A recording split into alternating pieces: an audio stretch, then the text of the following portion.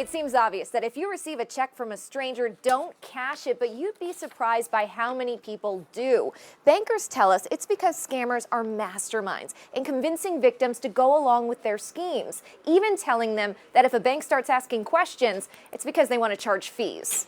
Email after email, viewers want to know if the check and instructions they were sent are legitimate. They sent me this check for $2,320. The jobs are different. Mystery shopper, car wrap program, work at home, but the pitch is the same. Deposit the check, keep some of it for yourself, and wire the rest to someone else.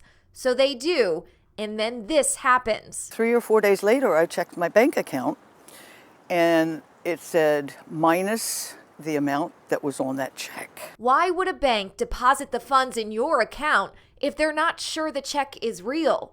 Kathleen Murphy, president and CEO of the Maryland Bankers Association, said it's the law. There's federal laws that govern that. And there's also consumer demand. Consumers want to have access to their funds immediately when they deposit a check. Which is why you may think the check is good, but really it's still being processed. The check has to clear through what's called the Federal Reserve System, and the check may be deposited in your account, but it's drawn on an account in another state. So all of that, the processing that occurs there takes 3 to 5 days. According to the Federal Trade Commission, fake check scams are up 65% since 2015, with a median individual loss of nearly $2,000.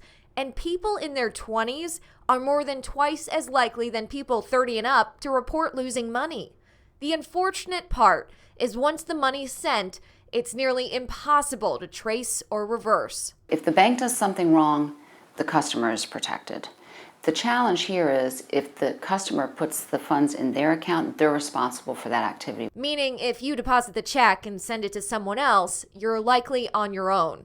Bankers will work with customers to identify a fake before it's deposited, but these days the checks can look so real. Just think about imaging equipment. It's gotten so much more sophisticated. And in fact, even researching for the story, there are watermarks now that they can even put to make it look like a real check. But oftentimes, something about it is remiss. Look at the name of the bank. If it's one you know, give them a call. If the name on the check doesn't match the person you're communicating with, that's a red flag.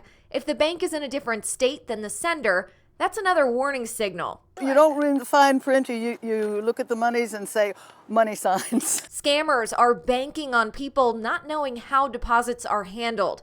The important thing is to not be drawn by the promise of quick cash. And now with mobile deposit, it's easier than ever to just snap a picture of the check and watch the money appear in your account, which is why if you have any questions, visit your bank. There's something called Know Your Customer, where bank tellers are trained to flag transactions that are out of the ordinary or may ask you questions if a check seems suspicious. That is Mallory's FASTA reporting, and I always say it's important to point these out to your parents and your grandparents as well, because you can bet they're getting those fake checks in the mail, and it is important to report that fraud if you experience it to the bank. They do try to work with one another to keep track of those transactions and prevent people from being victims again. And if you spot a scam, report. Or if you spot a scam, you want to report it to the Federal Trade Commission. Mallory has links on our website, WMAR2news.com/matter for Mallory. So easy to find. And if you have a matter for Mallory, she wants to hear from you. You can email her at mallory@WMAR.com or find her on Facebook and Twitter.